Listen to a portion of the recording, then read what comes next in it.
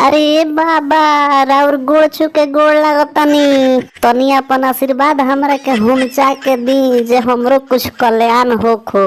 कल्याण जरूर होगा बच्ची, तेरा उम्र है अभी कच्ची, थोड़ा निहुर के प्रणाम करो तभी न देने में मजा आएगा। ये बाबा ये आप क्या कर रहे हैं? इतना चिकना माल सामने आते ही आपके मुंह में पानी आने लगा।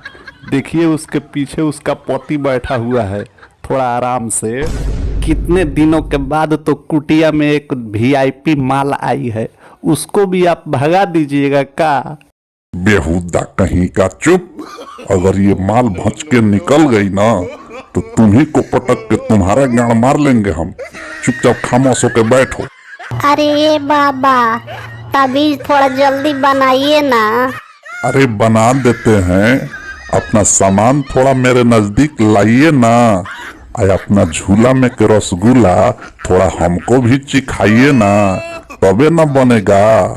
ये दुन्नू बाबा का दक्षिणा है, झूला में के रसगुल्ला खिलाओगी तभी न बनेगा तबीज। ए मेहरारू उठ, चल चल यहाँ से भाग, तबीज नहीं बनेगा। मेरा सामान साला छोटा का छोटे रहेगा, कमा कर खिलाते हैं हम।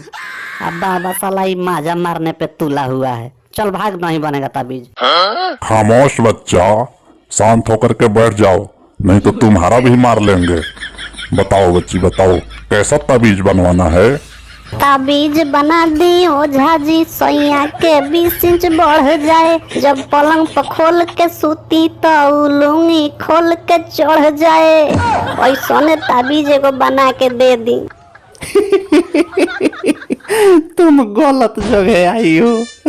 ताबीज बनाने से सामान नहीं बढ़ेगा। काहे नहीं बढ़ेगा जी? काहे कि ओझा जी के खुद ही 1 इंची के हैं, हम चेला है ना, सब जानते हैं। भाग साला भाग यहाँ से भाग।